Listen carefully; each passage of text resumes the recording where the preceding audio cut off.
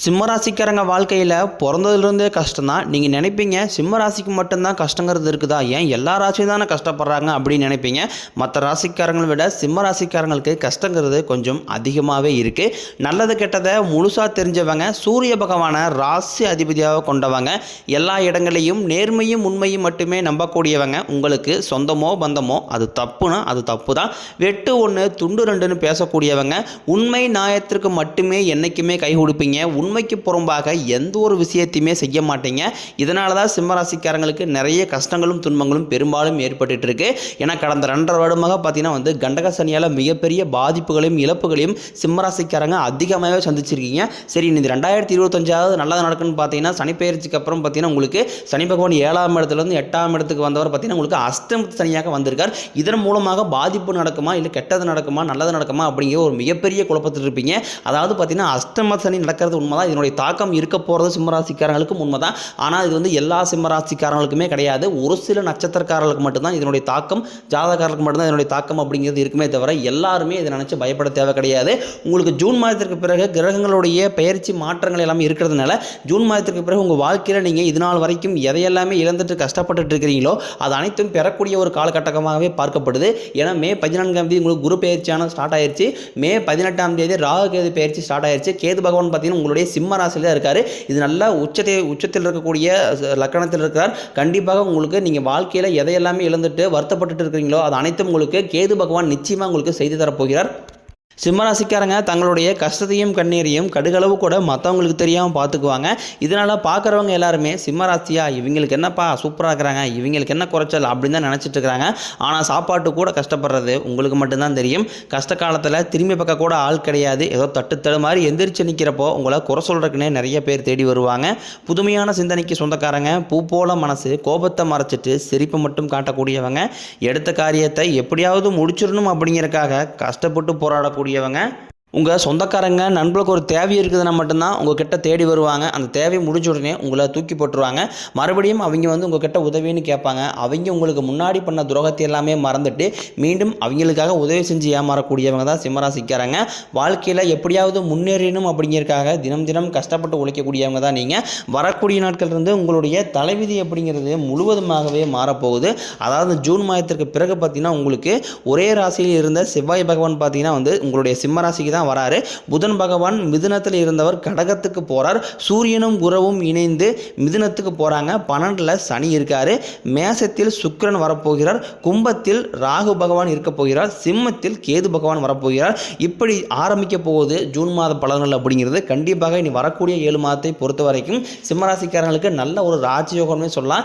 எப்பா எங்களுக்கு இது இருக்குது, இதுதான் வரைக்கும் நான் பட்ட கஷ்டமே போதும் சாமி, எங்களால் கஷ்டமே பட முடியல, ஏகப்பட்ட கடன் பிரச்சனை, உடல் சார்ந்த பிரச்சனைகள் நிறையவே நாங்கள் சந்திச்சுக்கிட்டு இருக்கிறோம். எப்படியும் அந்த கடன் பிரச்சனையில் மட்டும் நாங்கள் நிம்மதியாக இருந்து வெளியே வந்துட்டோம்னா போதுமே, எங்களுக்கு பொருளாதார முன்னேற்றமே வரமாட்டேங்குது அப்படின்னு நிறைய சிம்மராசிக்காரங்க சொல்கிறீங்க. கண்டிப்பாக அந்த ஜூன் மாதத்திற்கு பிறகு நல்ல ஒரு பொருளாதார முன்னேற்றம் அப்படிங்கிறது சிம்மராசிக்காரங்களுக்கு வரப்போகுது. ஏன்னா கடந்த காலகட்டங்களில் கடந்த 2-3 வருடமாக பார்த்தீங்கன்னா பெரிதாக பொருளாதார முன்னேற்றம்ங்கிறது இருந்திருக்காது. அப்படி இருந்திருந்தாலுமே கூட அந்த அளவுக்கு லாபம் அப்படிங்கிறது தொழிலையும் சரி, நீங்கள் வேலை செய்யக்கூடிய இடங்களையும் சரி உங்களுக்கு முதலீடாக கிடைச்சிருக்காது. கண்டிப்பாக இனி வரக்கூடிய நாட்களில் இந்த 2025 முடிஞ்சு 2026 நீங்கள் அடியெடுத்து வைக்கும்போது ஒரு பைசா கடன் இல்லாமல் அனைத்து விதமான கடனையுமே கட்டி முடிக்கக்கூடிய அளவுக்கு நல்ல ஒரு பொருளாதார முன்னேற்றம் அப்படிங்கிறது நிச்சயமாக உங்களுக்கு வரப்போகுது.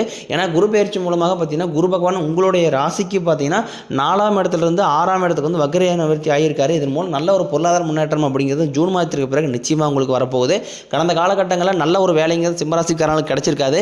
ஏதோ கிடைக்கிற வேலைக்கு போயிட்டு இருந்திருப்பீங்க. ஒரு 10,000 சம்பளத்துக்கோ 15,000 சம்பளத்துக்கோ குடும்ப கஷ்டத்துக்கு அந்த வேலைக்கு போயிட்டு இருந்திருப்பீங்க. நீங்கள் படித்த படிப்புங்கிறது வேறையாக இருக்கும், உங்களுக்கு பிடிச்ச ஜாப்புங்கிறது வேற ஒன்றா இருக்கும். ஆனால் நீங்கள் இப்போ செய்யக்கூடிய வேலை வேற ஒன்றா இருக்கும். ஏன்னா நம்ம லைஃப் இப்படி போயிருச்சு அப்படின்னு நிறைய பேர் ஃபீல் பண்ணிட்டு இருப்பீங்க. இந்த ஜூன் மாதத்திற்கு பிறகு நீங்கள் எதிர்பார்த்த மாதிரியே நல்ல ஒரு வேலை அப்படிங்கிறது நிச்சயமாக கிடைக்க போகுது.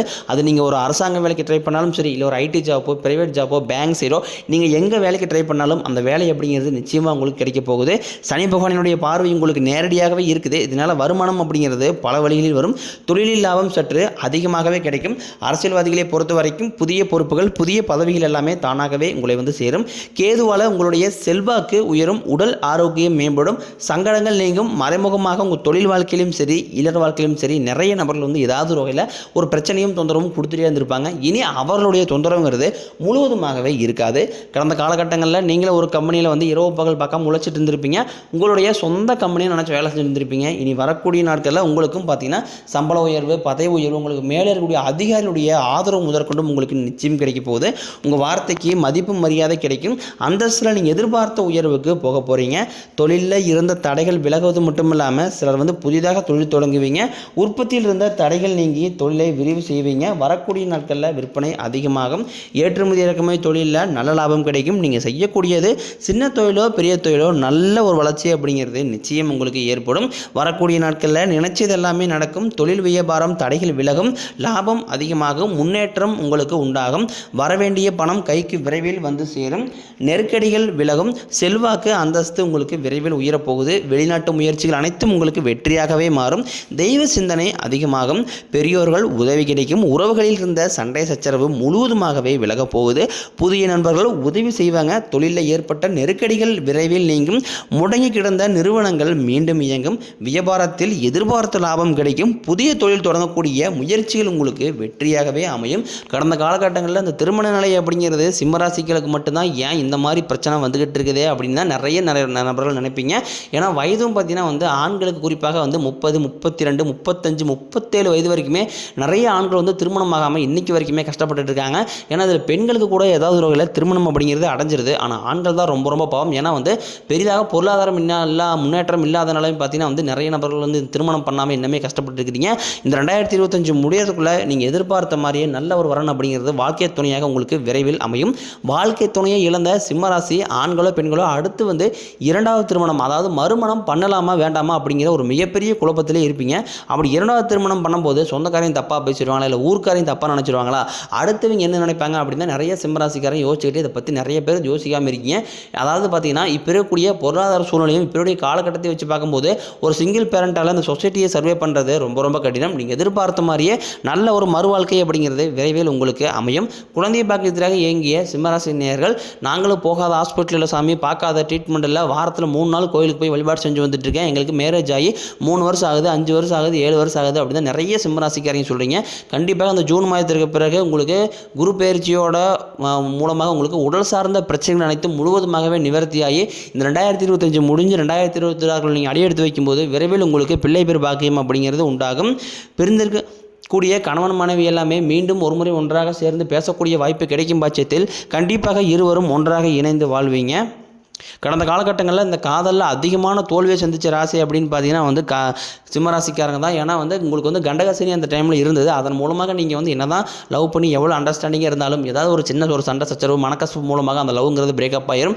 இனி வரக்கூடிய நாட்களில் உங்களுடைய காதலை வெளிப்படுத்தும் போது அந்த காதல் கண்டிப்பாக கைகூடும். வீட்டில் போய் நீங்கள் சொல்லும் போது வீட்டில் இருக்கக்கூடிய பெற்றோர்களே உங்களுக்கு முன்னாடி நின்று திருமணம் செய்து வைக்கக்கூடிய வாய்ப்புகள் உங்களுக்கு அதிகமாகவே உள்ளது. பெண்களை பொறுத்த வரைக்கும் வாழ்க்கையில் சங்கடங்கள் நீங்கும். குடும்பத்தில் உங்களுடைய ஆலோசனைக்கு நல்ல ஒரு மதிப்பு மரியாதை நிச்சயமாக கிடைக்கும். வரக்கூடிய நாட்களில் கடினமான காரியத்தையும் சுலபமாக செஞ்சு முடிப்பீங்க. உங்கள் எளிமையான பேச்சு திறமையால் நீங்கள் அனைவரையுமே கவர்ந்து இழுப்பீங்க. சிலருக்கு படிப்பதற்காகவும் வேலை விஷயமாகவும் தொழில் விஷயமாகவும் வெளியூர் வெளிநாடு போகக்கூடிய வாய்ப்புகள் எல்லாமே கிடைக்க போகுது. கடந்த காலகட்டங்களில் உங்களுடைய குடும்பத்தில் எந்த ஒரு சுப நிகழ்ச்சியுமே நடந்திருக்காது. இதை நினச்சி வீட்டில் இருக்கக்கூடிய பெரியவங்க எல்லாமே ரொம்ப வந்து வருத்தப்பட்டிருப்பாங்க. இனி வரக்கூடிய நாட்களில் உங்களுடைய குடும்பத்தில் திருமணம், சீமந்தம், புதிதாக வீடு கட்ட ஆரம்பிப்பீங்க. கிரக பிரவேசம் போன்ற சுப நிகழ்ச்சிகள் எல்லாமே தொடர்ந்து நடக்க போகுது. சிலர் வந்து புதிதாக தொழில் முயற்சி பண்ணுவீங்க. அந்த முயற்சிக்கு எதிர்பார்த்த உதவிகள் உங்களுக்கு நிச்சயம் கிடைக்கும். சிம்மராசியை பொறுத்த வரைக்கும் நீங்கள் ஆண்களோ பெண்களோ அரசு வேலையோ தனியார் வேலையோ கூலி வேலையோ நீங்கள் எதிர்பாராத வருமானம் அப்படிங்கிறது உங்களுக்கு இரட்டிப்பு மடங்காக கிடைக்க போகுது. வேலையில் இருந்த பிரச்சனை தடுமாற்றம் உங்களுக்கு முழுவதுமாகவே மறைய போகுது. நீங்கள் கூலி வேலை செய்கிறீங்களோ அல்லது 10 பேரை வச்சு வேலை வாங்குறீங்களோ பேச்சில் மட்டும் கொஞ்சம் நிதானத்தை கடைபிடிப்பது ரொம்ப ரொம்ப நல்லது. இனி வரக்கூடிய நாட்களில் சிம்மராசிக்காரனுடைய வளர்ச்சி அப்படிங்கிறது யாருமே எதிர்பார்க்காத அளவுக்கு ஒரு மிகப்பெரிய ஒரு அசுர வளர்ச்சியாக இருக்க போது. உங்களுடைய சொந்தக்காரன் நண்பர்களுமே பார்த்தீங்கன்னா உங்கள் மீது வந்து பொறாமை கொள்ள போகிறாங்க. ஏன்னா நம்ம கூட இருந்த இருந்தவன் திடீர்னு கார் வாங்கிட்டான், பைக் வாங்கிட்டான் அப்படின்னு உங்கள் மீது வந்து அதிகமாக வந்து வன்மத்தை செலுத்த போகிறாங்க. உங்களுடைய சொந்தக்காரங்களும் பார்த்திங்கன்னா உங்களை பற்றி வெளியே போய் புரளி பேசக்கூடிய அளவுக்கு நல்ல ஒரு அபரிவிதமான வளர்ச்சி அப்படிங்கிறது சிம்மராசிக்காரங்க வாழ்க்கையில் வரக்கூடிய நாட்களில் நடக்க போகுது. உங்களை வீடு தேடி பார்த்தீங்கன்னா புதிதாக ஒரு நபர் வரப்போகிறார். அந்த நபர் உங்களுடைய காதலியாக இருக்கலாம், இல்லை மனைவியாக இருக்கலாம், நண்பராக இருக்கலாம், தெரிந்த ஒரு உறவினராக இருக்கலாம். இவர்கள் மூலமாக இத்தனை நாட்களாக ஒரு தடுமாற்றத்தோடைய சிம்மராசிக்காரங்கிறது நீங்கள் இருந்திருப்பீங்க. ஒரு வழிகாட்டுதல் இல்லாமல் இந்த நபர் உங்கள் வாழ்க்கையை உள்ளே வரும்போது நிச்சயமாக நல்ல ஒரு வழிகாட்டியாக இந்த நபர் நிச்சயமாக செயல்படுவார். இத்தனை நாட்கள் ஒரு தடுமாற்றத்தோடு இருந்திருப்பீங்க. இந்த நபர் உங்களுக்கு வழிவகை செய்து உங்கள் வாழ்க்கையில் நல்ல ஒரு முன்னேற்ற பாதைக்கு இந்த நபர் அப்படிங்கிறது உங்களையே விரைவில் அழைத்து செல்ல போகிறார்.